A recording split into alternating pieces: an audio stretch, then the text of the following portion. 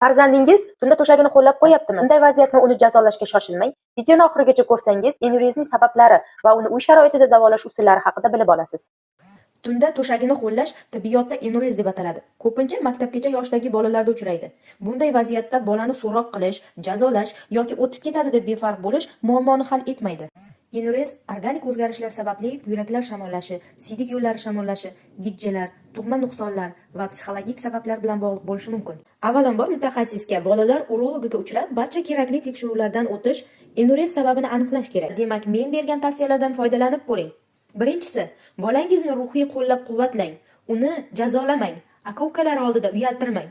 Bu beixtiyoriy sodir bo'layotganligini tushuntiring. Ikkinchi tavsiya, uyqu oldidan bolangiz stress kamroq olishini ta'minlang. Urishib, qo'rqitib, uni uxlatishga urinmang.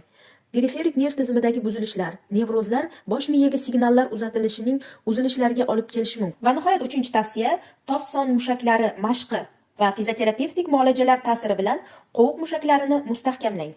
Mushak mashqlari, fizioterapevtik maslahatlar uchun pastda telefon nomerlarimni qoldiraman. Bugungi videomiz sizga manfaatli bo'lgan bo'lsa, menga obuna bo'lishni unutmang. Keyingi videolarda ko'rishguncha sog' salomat bo'ling.